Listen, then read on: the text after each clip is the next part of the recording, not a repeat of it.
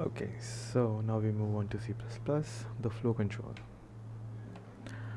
Statements normally execute sequentially. The first statement in a block is executed first, followed by the second, and so on. Of course, a few programs, including the one to solve a bookstore problem, can be written using only few sequential execution.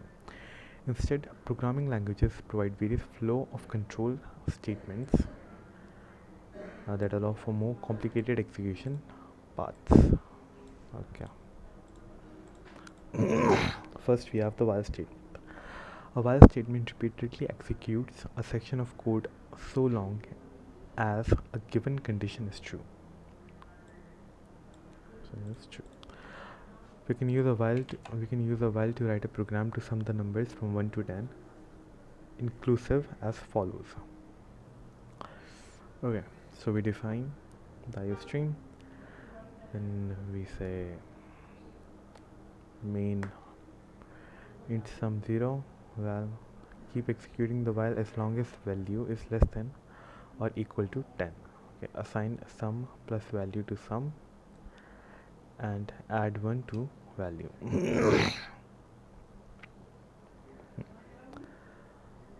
So when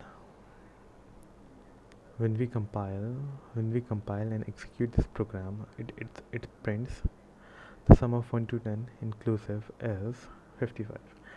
As before, we start by including the IOStream header and defining main.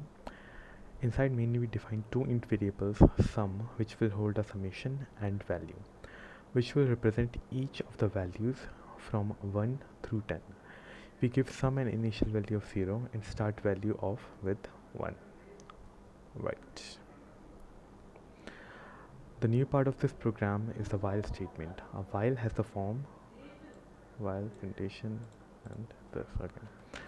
A while executes by alternatively testing the condition and executing the associated statement until the condition is false.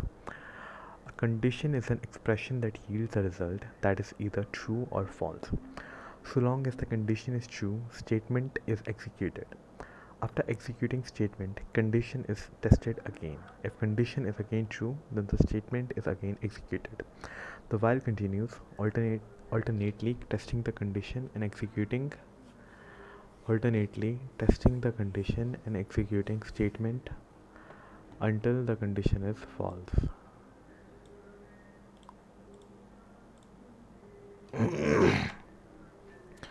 In this program, the while statement is keep executing the while as long as value is less than or equal to 0.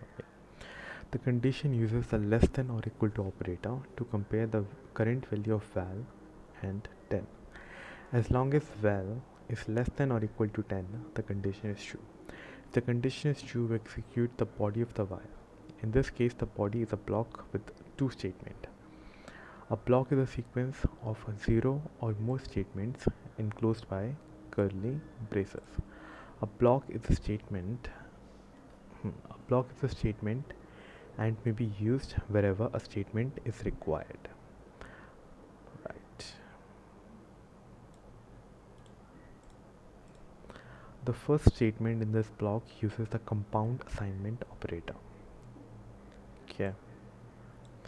This operator adds its right hand operand to its left hand operand and stores the result in the left hand operand. Right. It has essentially the same effect as writing the addition, writing an addition and an assignment. Okay, addition and an assignment, it is the same. It sums the left hand and right hand value and stores it in the left hand value, right? Left hand operand. Okay, this operator adds its right hand operand to its left hand operand and stores the result in the left hand operand. Okay, I think I should make it blue.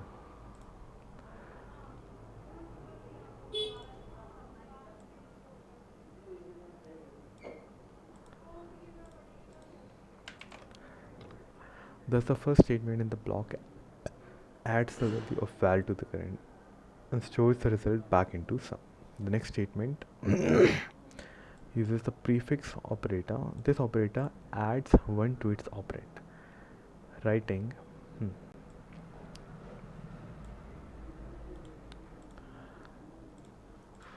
after executing the while body, the loop evaluates the condition again. If the now incremented value of val is still less than or equal to 10, then the body of the while is executed again. The loop continues, testing the condition and executing the body until val is no longer less than or equal to 10. Yeah. Once val is greater than 10, the program falls out of the while loop and continues execution with the statement following the while. In this case, the statement prints our output followed by the return, which completes our main program. Okay, so we have write a program that uses a while to sum numbers from 50 to 100. Okay, let's try that. Do we have exercises? Okay. 3. What do I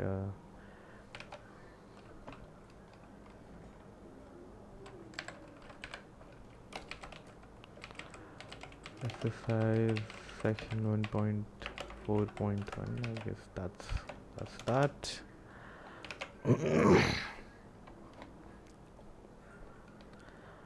Okay.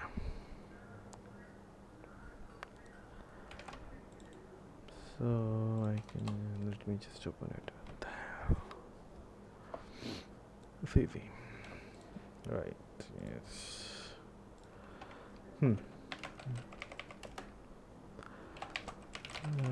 Include our string, then we go and main and 0. Then I have to sum numbers from 50 to 100. Okay, so we will create int sum equals 0 and val equals 50, right? And we go for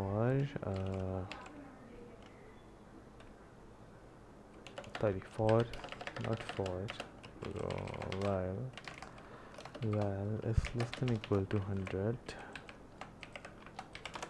I want you to go that sum plus equals val and the increment val, and in the end we say, what do we say? What was the output here? It says the sum of 1 to 10 inclusive is. Okay, so you're right.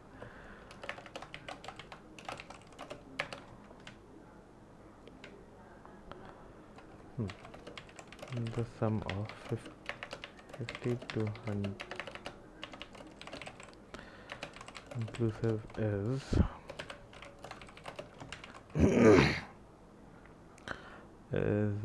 sum itself, and we close that string. Okay, then I will simply compile it. C++ 100 CPP dash. Okay. Yeah, okay. I think that's it. This should be it. Right, yeah.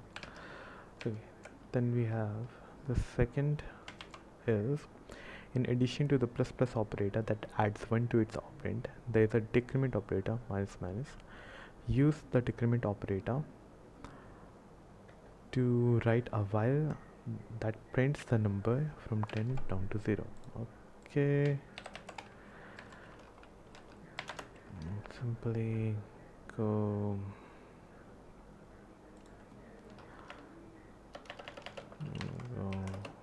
val equals 10, val is greater than or equal to 0.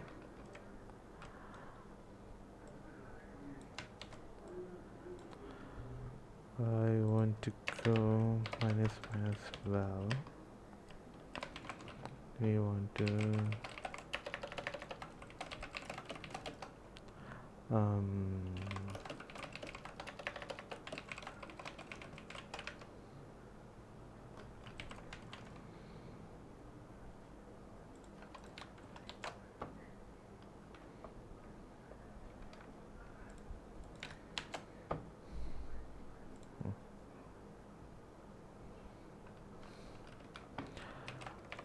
G plus plus 2 dot CPP. Nice. Okay. Then you write a program that prompts a user for two integer, print each number in the range specified by these two integers. Okay.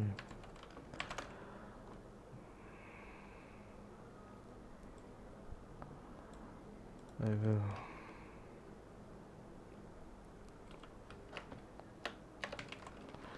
and lower equals 0, upper equals 0, no, the two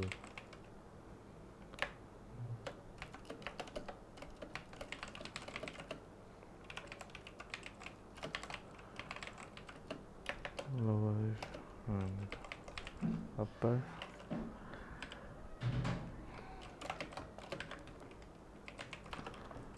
of series C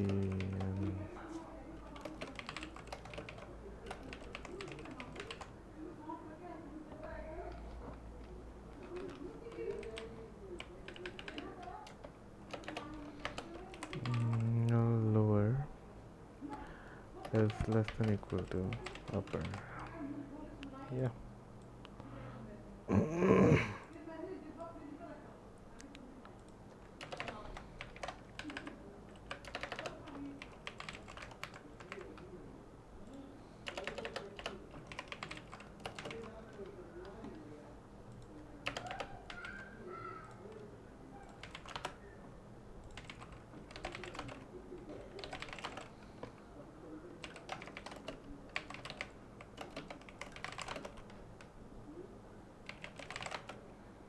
Mm.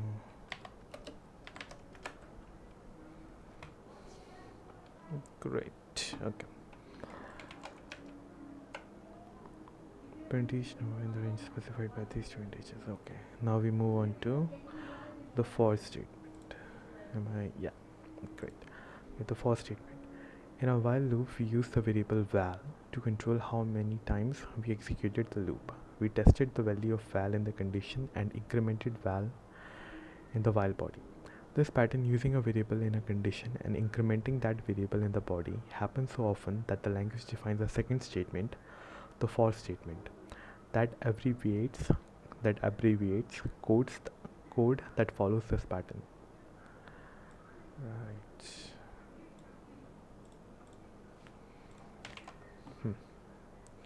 So revise stream int sum equals 0, some values was int val equals 1 is less than equal to 10, val plus plus. Okay. Inclusive as before. As before, we define the sum and initialize it to 0. In this version, we define val as part of the for statement itself. Each for statement has two parts, a header and a body.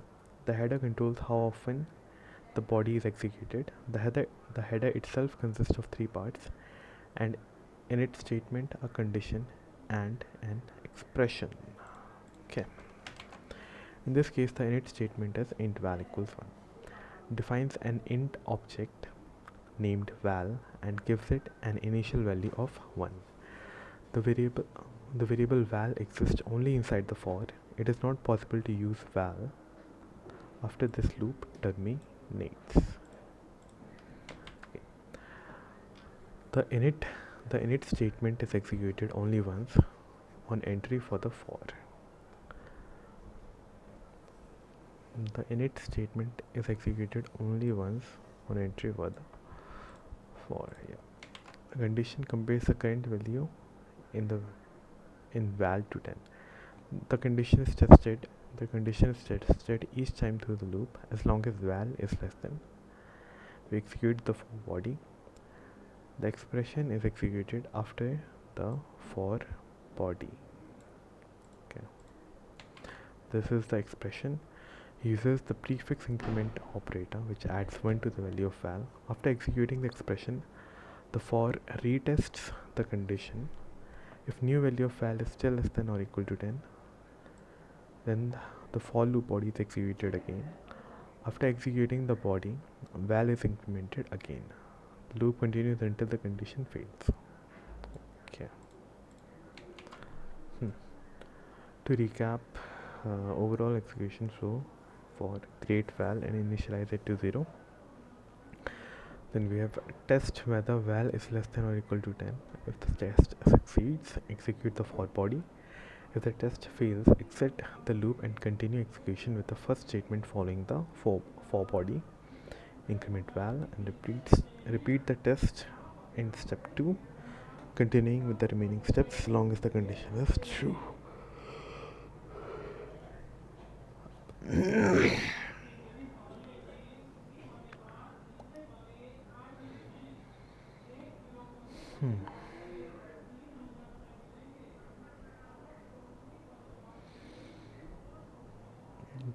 Okay, what is the following loop? It was sum them up. I think it will be 0, right? Overall. That's the final. I think it will be 0. Okay. Rewrite the first few exercises from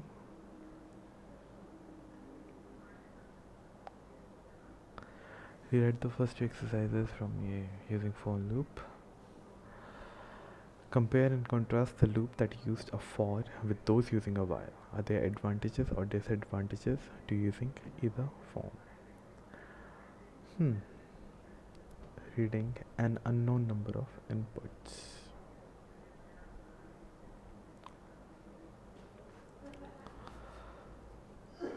Okay.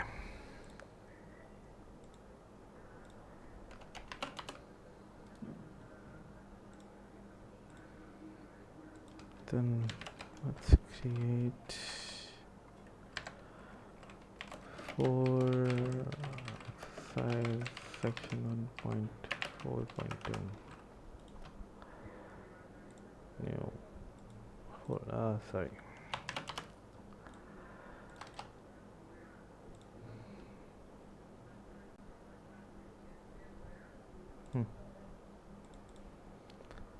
Okay.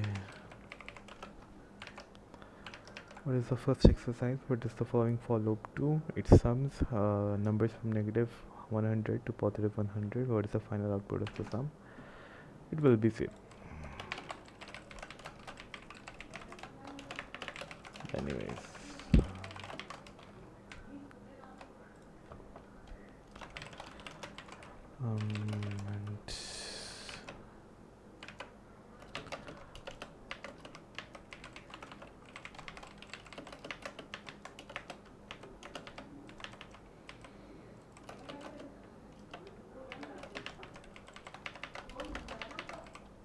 And I need to use plus I, right? Yeah.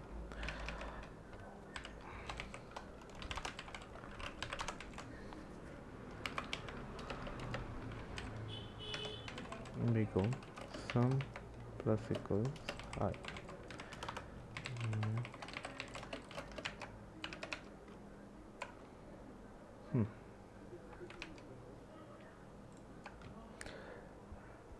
We will go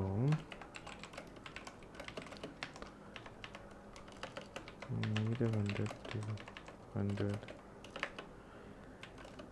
is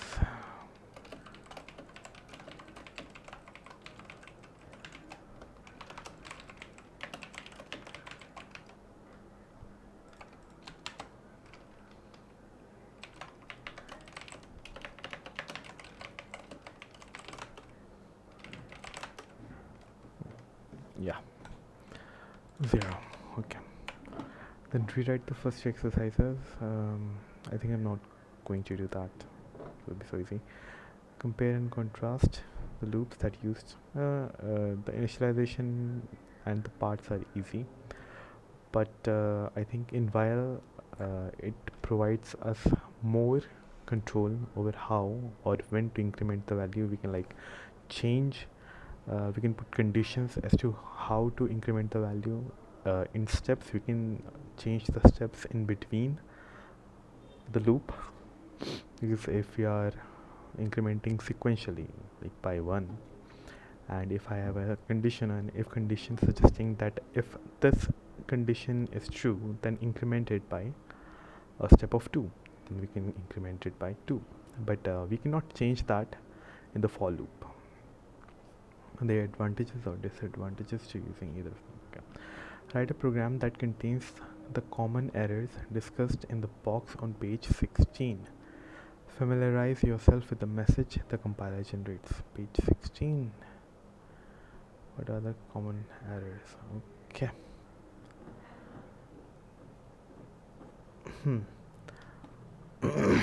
Part of the compiler's job is to look for errors in the program text. A compiler cannot detect whether a program does what its author intends, but it can detect errors in the form of the program. Right. Syntax errors. The programmers have made a grammatical error in the C++ language. The following program illustrates common syntax errors. Okay. Missing quotes around string literals. And, second output parameter is missing. Right. Okay, so let's see what type of errors will it give. What is the shortcut for this? Is there a shortcut? Configure key binding. Do I? No.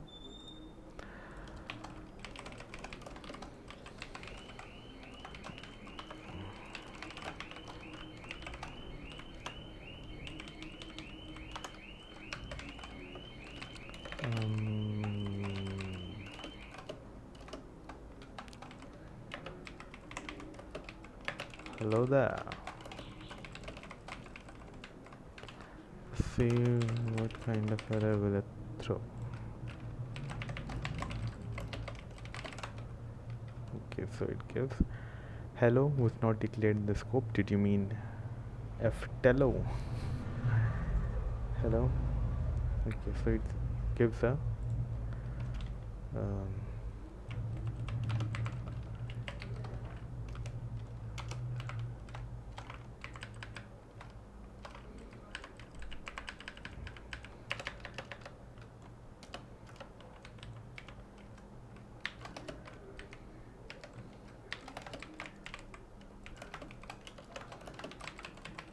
the message was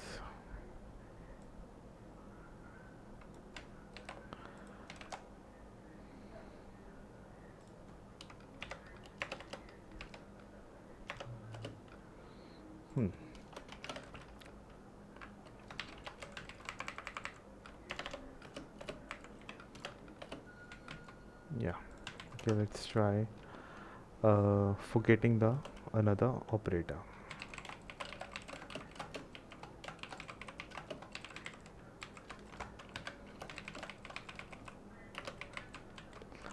See what kind of error will this throw.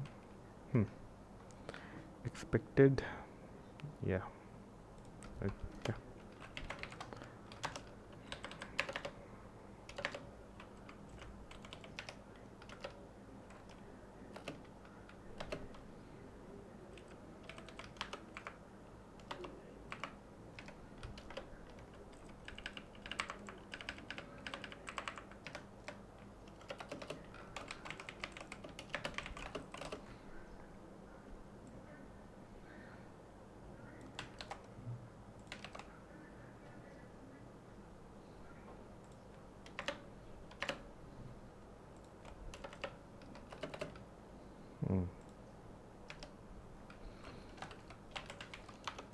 And then we have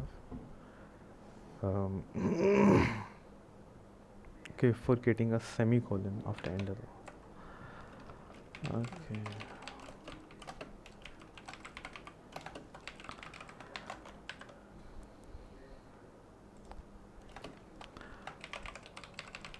for getting a uh, operator at the end. What was the stream?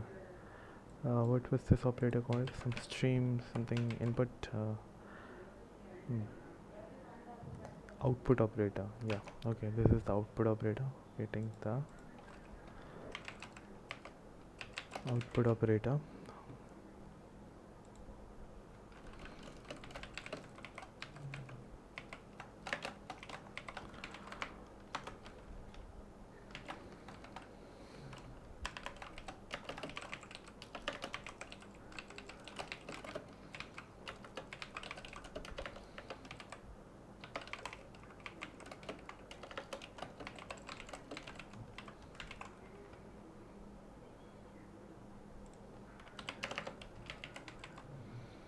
Let's see what kind of error will it give.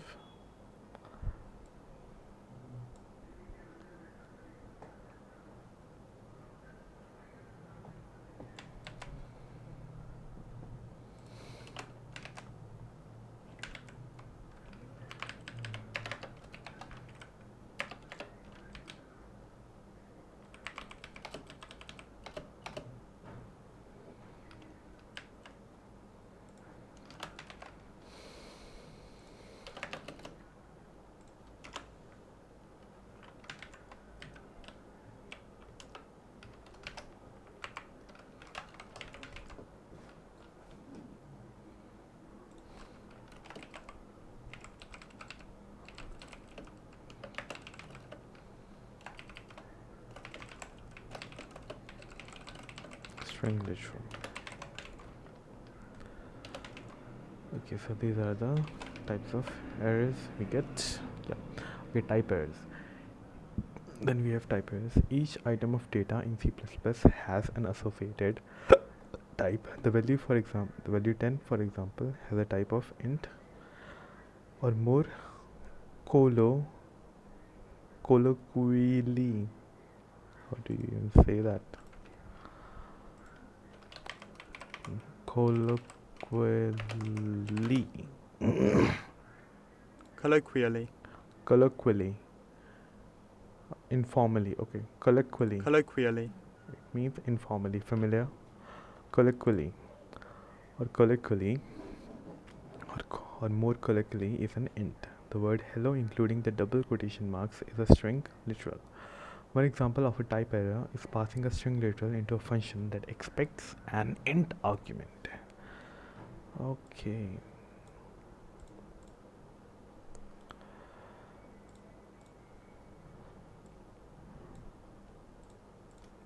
Syntax error, type errors, declaration errors.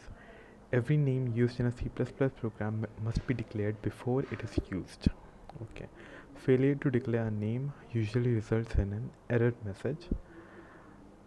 The two most common declaration errors are forgetting to use std for a name from a library and misspelling the name of an identifier. We didn't use, yeah. Okay, declaration errors. And error messages usually contain a one line number and a brief description of what the compiler believes we have done wrong. It is a good practice to correct errors in the sequence they are reported. Often, a single error can have a cascading effect and causes the compiler to report more errors than actually are present. Okay, it is also a good idea to recompile the code after each fix, or after making at most a small number of obvious fixes. This cycle is known as edit, compile, debug. Okay, these are the type of errors. Reading an unknown number of inputs. What is the time over here? Okay, so I'm almost done for today. Okay, in the preceding. Okay, so I'm making progress. It may be small, but I am doing some progress and I feel good about it.